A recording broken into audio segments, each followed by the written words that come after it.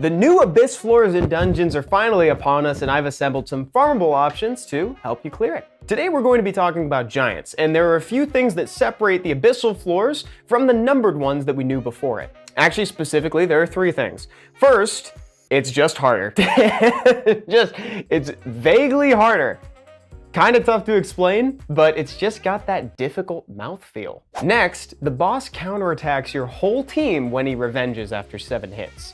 So now you're going to want to avoid multi-hitting units even more so than you did in the past. Third and finally, previous hyper-efficient teams don't work here because he's immune to dots and you can't use multiple of the same unit. Now onto the units. I'm going to list off a couple of damage dealers that you can use to mix and match and ultimately assemble your dream team for the abyss floors. First things first, we should note that max HP damage scaling is even better now because the bosses have a lot of that, which is a great segue into the first monster we're going to talk about today, arguably the MVP of the new abyss floors. It's Veramos, the Dark Ifrit, who is still very much available through the Fusion Hexagram. Thanks to a few key buffs, Veramos has cemented himself as one of the standout units for this season. Part of what makes Veramos so important is that he has a 33% global HP lead, so he's improving the overall tankiness of your team.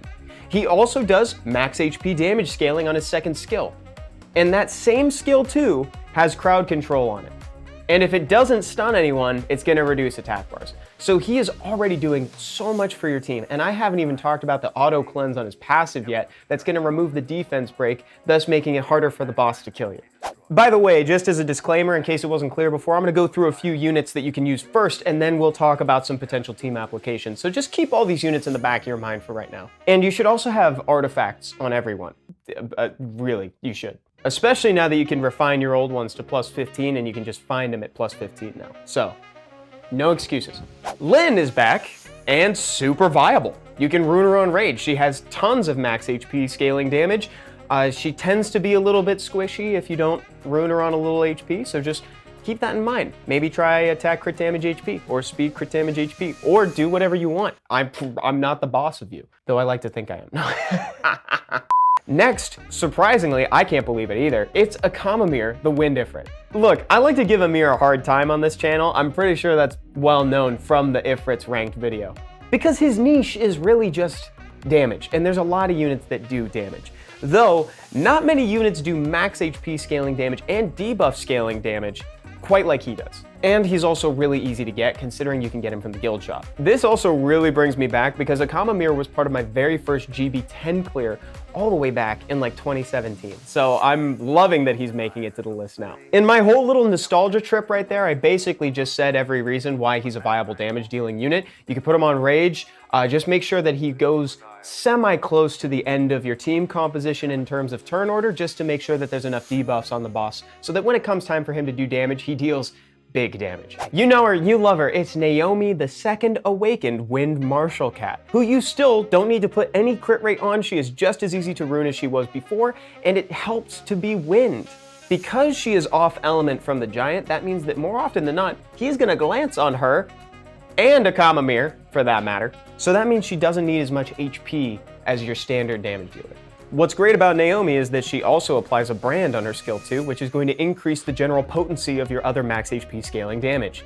You can put her on rage. I know I'm asking you to put a lot of these units on rage, but really the answer with her is just whatever gets you the most crit damage. Doesn't have to be a coherent build for her. It's just crit damage. That's literally all we care about. Next is Crow, the Dark Inugami. There's going to be a lot of debuffs on the boss by the time Crow's turn rolls around, so you're going to want to make sure that he's aptly prepared for that. In my experience with the Abyssal Floors and Giants so far, I found that I didn't need to re-rune Crow. I kept him the exact same way that I did in GB12, which means just high crit rate, high crit damage, high attack. And the slowest on the team, but not necessarily slow, if that makes sense. I hope that makes sense. I also really like Krosvelg because he's kind of like a half and half between a damage dealer and support. He applies branding, which can deal some damage and also facilitate damage from your other units, but his third skill is an AoE attack that applies a speed buff. So he's really helpful for getting through the dungeon early on. You can rune him on Swift or however you'd like. Next, let's talk about a couple support options for the team. Shannon, the Wind Pixie, is somehow back on the channel. I can't believe it. But she does make the runs a lot safer because, you know, damage not taken is health not lost, which is basically healing. You know what she does. She applies an attack buff and a defense buff. She also has an AoE skill too that absorbs attack bar and puts a slow on everybody. You can rune her on Despair, so that way she has a chance to stun on the way up to the boss too. Plus her skill 1 is super valuable because it has a chance to apply a glancing debuff, which means that the boss is going to potentially hit you significantly less hard. Beladion is still a great healer. It also has a smart strip and a defense break. Plus it only hits 1 time, unlike a certain cowgirl. And that smart strip is actually pretty useful because it can remove the attack buff. And what I mean by smart strip is that Beladion's only going to try to remove a buff if a buff is present. Again, unlike a certain cowgirl. Now that we talked about the units, here are some team options that you can do with the stuff that we've talked about today. For reference, you can totally mix and match, but I've found that the magic number was 3 damage dealers and 2 support options. My safe team is Veramos, Akamamir, Beladion, Shannon, and either Crow or Hrosveld. In that last slot, I really do prefer Crow. However, Hrosveld, again, can sometimes just make the run a little bit more reliable thanks to that speed buff and the additional branding. If you're feeling a little confident, you can totally sub in a Lucian somewhere for that attack lead, or you can bring in Sigmaris for a 44% HP lead, and he does have 2 max HP scaling skills. The only thing is that I find that the damage scaling for that is a little bit lesser than some of the others on this list. And I can't leave without talking about a couple honorable mentions. First of all, some things never change. If you happen to have summoned a Leica, you can still use Leica in the Abyss floor.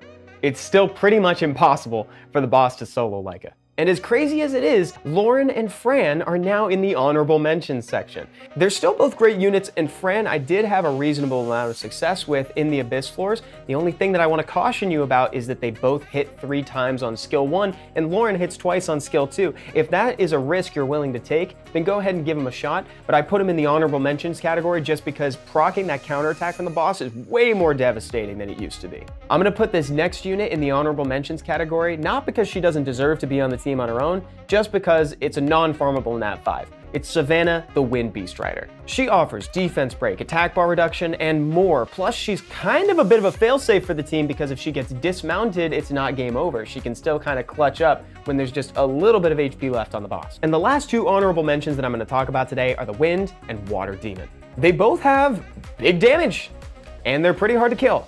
That's why they're on the list. But they're also both non-farmable nat 5, so that's why they're in this category and not the others. So there you go, there are a couple farmable options for the Giants Abyss Dungeon. Let me know if this helped you, and if you have a team comp of your own that you'd like to share with people, leave it in a comment down below. See you guys next time, we'll do the Dragons one.